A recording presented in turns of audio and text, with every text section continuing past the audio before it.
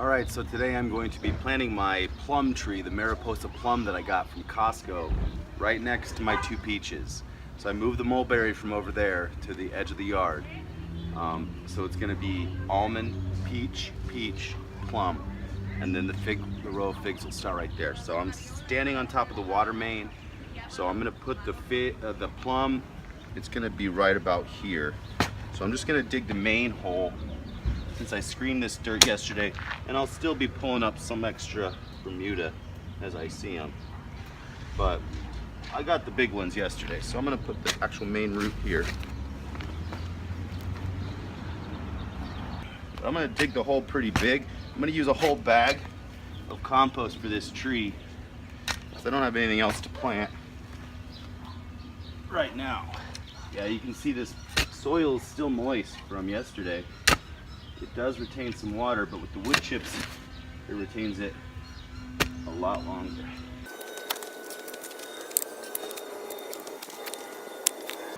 That's pretty good. Let's see how high the soil level goes up on this tree. So we're gonna come up to about right here. That's perfect. Remember, graft faces east. So this part of the branch protects the graft from the west facing sun in the summer. It really makes it nicer to work with dirt with some gloves because you're not going to get all cut up, especially if you're doing a lot. All right, so I'm going to mix up the soil now.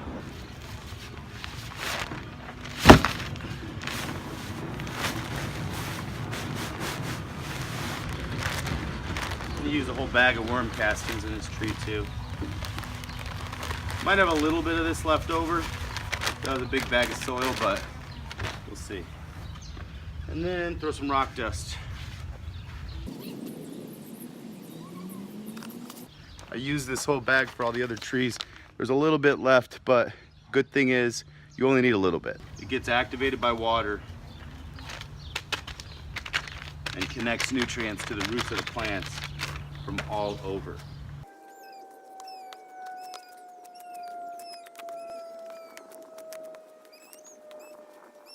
A little more rock dust.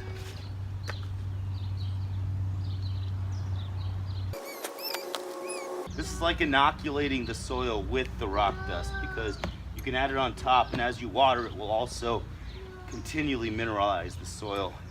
And it's very important to mineralize your soil and feed your trees with worm castings. The worm castings feed the trees, the rock dust mineralizes the soil, and the minerals actually provide the plants with more nutrients to produce better tasting and healthier fruit. Rocks are minerals.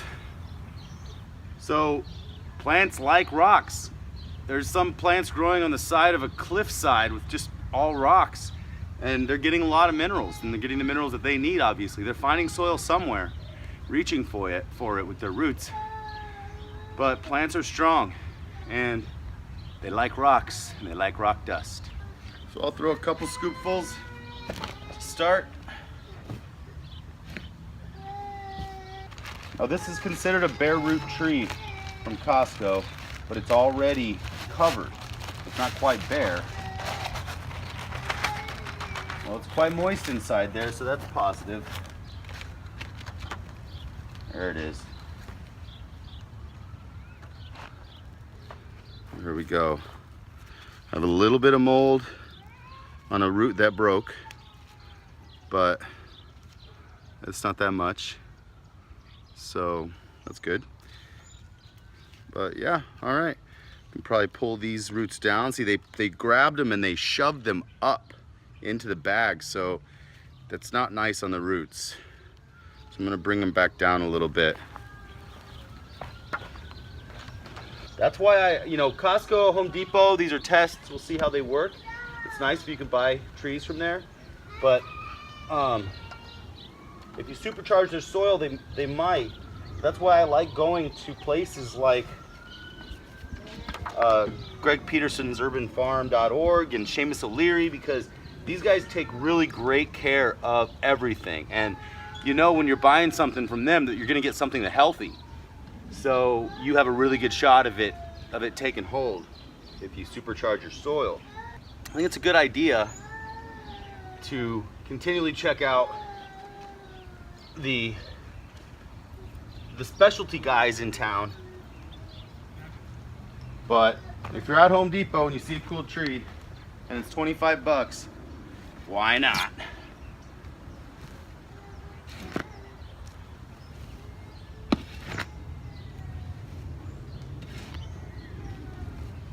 I'm gonna make sure it stands as straight as possible. I pack it in here. It'll correct itself as it grows, but all right, I can actually bring that soil level up quite a bit. So I'm gonna throw some native soil over the pipe there.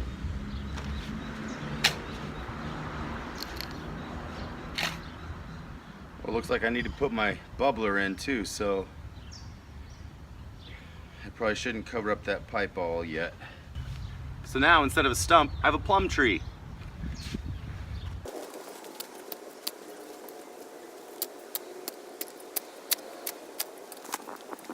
I'll give an actual native soil barrier to this box because there's a lot of clay in this soil and it sets up pretty hard.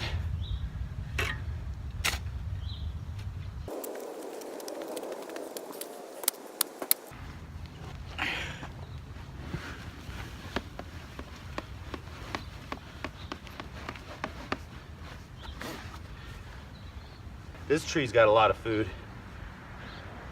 for the coming season. That's good. All my other trees got about half this.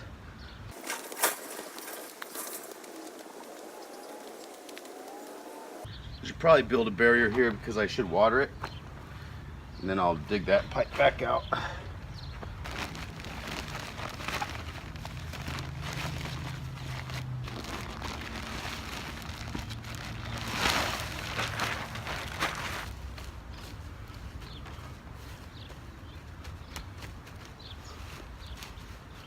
A little more rock dust on top.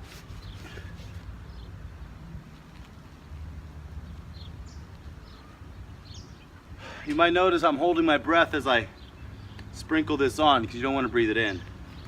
And you don't want to breathe it in not because there's chemicals in it, but because it's actual rocks. It's rock dust. It's called Azomite, the A to Z of minerals and trace elements, but it's actually rocks, so don't breathe it in.